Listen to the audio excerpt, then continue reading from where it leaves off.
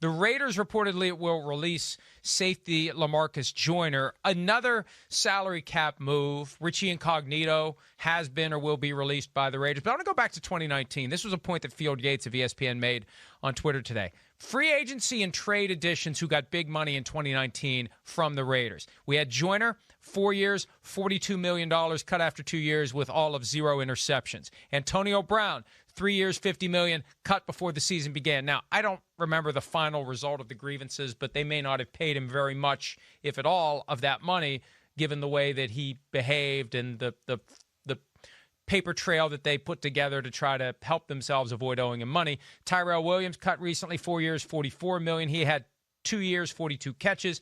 Trent Brown, 4 years, $66 million, signed in 2019, available in trade. Some are calling this an indictment of Mike Mayock, the team's general manager. You don't understand how things work in Las Vegas if you think this is Mayock's fault. Mayock's just doing what Jon Gruden's telling him to do, Charean. This all comes back to Jon Gruden, and if we total it up, again, I don't know how much money they actually spent on these guys, but it's possible they blew the $100 million, the same $100 million they're going to pay him over 10 years on his wave of free agents in 2019. Yeah, it so much reminds me of George Allen and what he used to do with Washington, right? I mean, he loved those veterans, and he would go out and get those veterans who were on their last legs.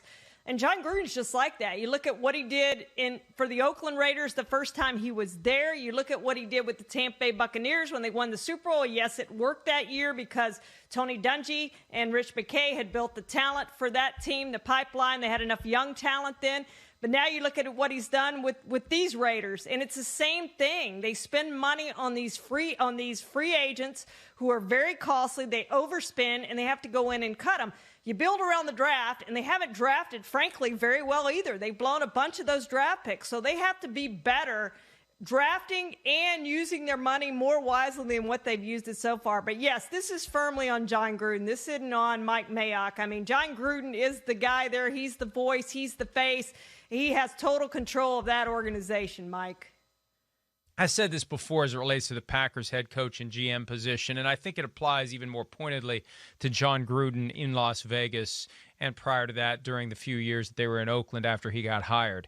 When you are the guy and you are going to continue to be the guy and your boss is never going to fire you, that takes off the table that fear-based motivation. And having that notion that you've got a chance of being held fully and completely accountable for your decisions and the consequences of those decisions, that causes you to be a lot more careful about your decisions before you make them. And I really do think that's part of this. Gruden knows he's golden in the eyes of Mark Davis. He ain't firing him. So I make a few mistakes here, make a few mistakes there, make some bad decisions here, make some bad decisions there. So what? I ain't getting fired. You know, it's embarrassing, and you get criticized by people. And look at these numbers. Look at the defense. My God, what have they been doing with that defense in Las Vegas? But, Charean, bottom line is Mark Davis ain't going to fire the guy. He can do whatever the hell he wants. And I think we all need a little bit of that. A little bit of that knowledge that if we screw up just enough, we aren't going to have a job. Yeah, well, he knows he's going to have a job, Mike. And I wonder how long they're going to give him to get this job done, because they're no better right now than when he got there, Mike. Well, I made the point late last year that anybody else after the 3 seasons he had with the Raiders would be on the hot seat. We would at least be talking about the possibility he's going to be fired, and that's just not on the table. And I know that he gets upset when I say that. Oh, well, it's not like you're getting fired. Why are you upset?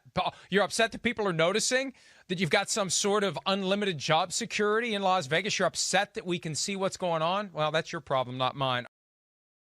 Hi, I'm Mike Tirico, and thanks for watching. Make sure to hit subscribe for the latest news and highlights from NBC Sports.